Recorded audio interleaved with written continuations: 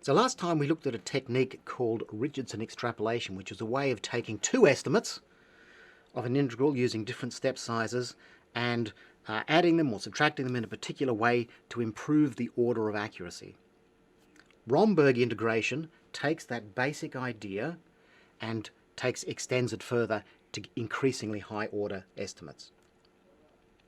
So, how can we do this? How can we use knowledge of our error to find even better estimates than we get from a single Richardson extrapolation? Well, immediately it might occur to you to, instead of just using trapezoidal rule estimates with step sizes of h and h on 2, to also include one with h on 4. And so this then is going to give us three different estimates of the integral, st with a step size of h, st with a step size of h on 2, and st with a step size of h on 4. So, we've already seen last time that if we use a step size of h and h on 2, then the exact integral is 4/3 the integral estimate with the step size of h on 2 minus 1/3 the integral estimate with the step size of h plus these error terms. What happens now, instead of using h on 2 and h, we use h on 2 and h on 4. Well, we just replace h with h on 2 in equation 3, and we end up with the following: that the integral, exact integral, is equal to 4/3 the trapezoidal rule estimate with the step size of h on 4 minus 1/3 with the step size of h on 2 plus some error terms. Now remember, we've replaced h up here by h on 2, so bh to the 4th divided by 4 becomes bh to the 4th on 64. Likewise, 5ch to the 6th on 16 becomes 5ch to the 6th on 512. But what we've got now is we've got two expressions for the exact integral, the leading order error term, which scales like h to the 4th, and we can use both equation 3 and equation 4 to remove this first order error term. So let's multiply equation 4 by 16. So multiply that entire thing by 16. That gives us that down there, equation 5. So writing equation 3 and 5 again at the top of the page. We then subtract equation 3 from equation 5, so 16i minus I, etc. And we end up with 15i plus 64 times the integral with a step size of h on 4.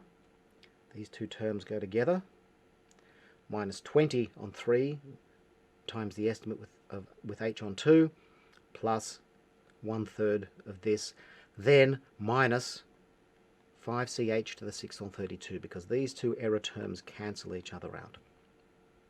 So doing another Richardson extrapolation has now given us a method that is order h to the 6th. We then divide this thing by 15, and we get the correct form, which is written as I is equal to this thing here. Now we can see that the coefficients that are out the front here are starting to look pretty messy, and we can imagine if we did this one more time, we'd be getting some pretty wacky coefficients that we're going to have to be very careful keeping track of. So what we're going to do is we're going to introduce a notation. This notation is often confusing, but it's quite simple if you take a little bit of time to understand exactly what it means. So we're going to say any trapezoidal rule estimate is going to be written as S something 1. So S11 is the trapezoidal rule estimate with a step size of h. S21 is the trapezoidal rule estimate with the step size of h on 2. S31 with h on 4. And basically Sj1 is the trapezoidal rule estimate with a step size of h divided by 2 to the j minus 1. So this second index here means we're using the trapezoidal rule. Okay. Now we're going to define the first level of Richardson extrapolation that we can do as Sj2. So 2 here refers to the first level of Richardson extrapolation. The index here, again, or sorry, the index j there, again, is going to represent something to do with step size. So let's define S22 is equal to 4 times S21 minus S11 divided by 3. That's just the Richardson extrapolation. So we can say that I equals S22 plus b prime h to the fourth plus c prime h to the sixth. These b prime and c primes, they're related to the b's and the c's, but again, we don't care what they are. I'll say a little bit more about that in a minute. S32 is equal to 4 times S31 minus S21 on 3. So we're doing a Richardson extrapolation with two trapezoidal rule estimates with the step sizes of h on 4 and h on 2. And we can write that shorthand as this. Likewise, S42, etc. So what we're doing is, for each pair of intervals, h and h on 2, then h on 2 and h on 4, then h on 4 and h on 8, etc., we're doing a single Richardson extrapolation of our integral estimate to come up with a better estimate. And we've ended up with some equations that look pretty similar, except the leading error term basically changes each time. So the coefficients b prime here, b prime is actually equal to b on 4, and c prime is equal to 5c on 16, and the only reason I've introduced them is for simplicity. Remember, we said we don't really care what the values of these coefficients are. The fact that they don't change when we change the step size is the thing that's important. And so I've done this here just to try and keep the numbers a little bit simpler, and a little bit clearer as to what's going on.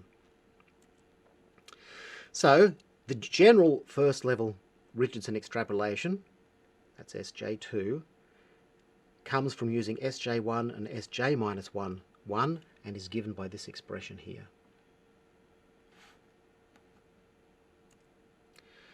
Now what we can do, looking for example at equation 3 and 4, is we can do another Richardson extrapolation to get rid of this leading order error term here.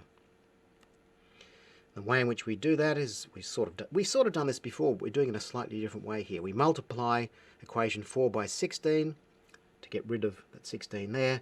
We then subtract equation 3 so that those two terms cancel, and then we divide by 15, and we can do it for the similar kind of thing with different step sizes, h on 4 and h on 2, etc. And therefore we can then define our second order Richardson extrapolation as SJ3, where 3 now says, okay, this is the next level, it's equivalent to the second level of Richardson extrapolation. So we define S33 and S43, etc., just like this. S33 is equal to 16/15 S32 minus 1/15 S22 plus some constant. I've now called this C double dash because these terms here are going to end up with some nasty fraction again. We don't care what the exact number is. Let's just call that coefficient C double dashed multiplied by h to the 6th. If we then look at the function with the form of S43, 16/15 S42 minus 1/15 S32 with an error term that looks like C double dash h to the 6th on 64. So SJ3 is the second level Richardson extrapolation that uses SJ2 and SJ minus 1, 2.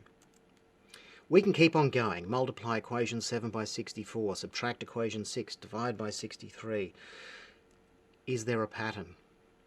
Well, let's just write down what these things look like. So, first level of Richardson extrapolation. 4 SJ1 minus SJ minus 1 on 3.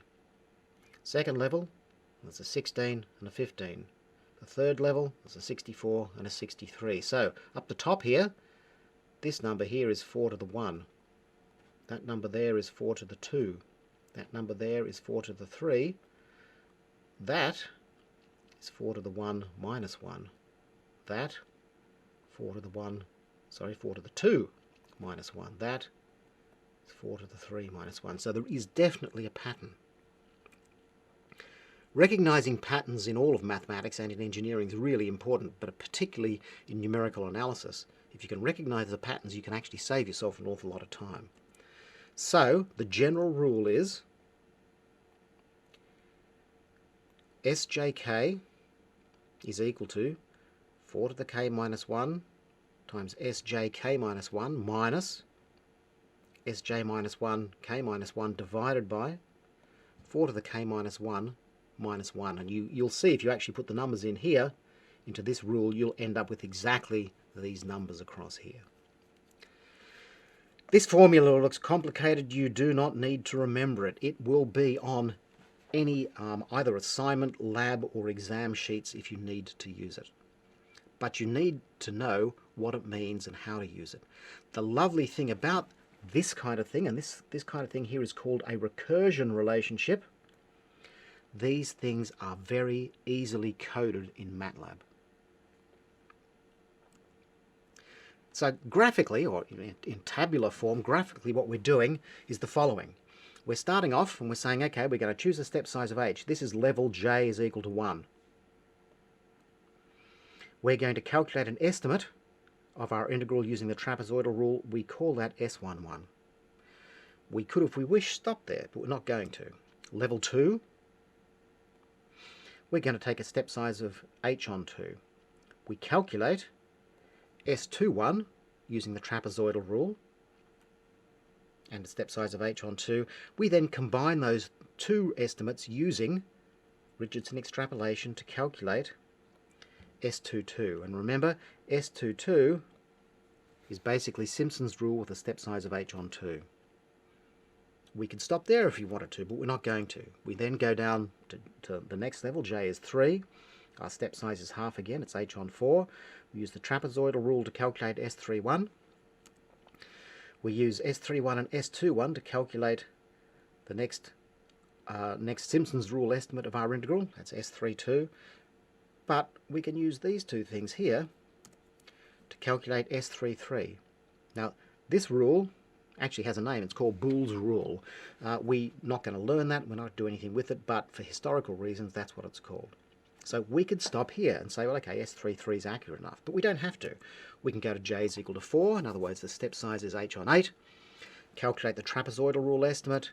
Use those two trapezoidal rule estimates to calculate the next level estimate, S42. Use S42 and S32 to calculate S43. And then use S43 and S33 to calculate S44. And we can keep on going.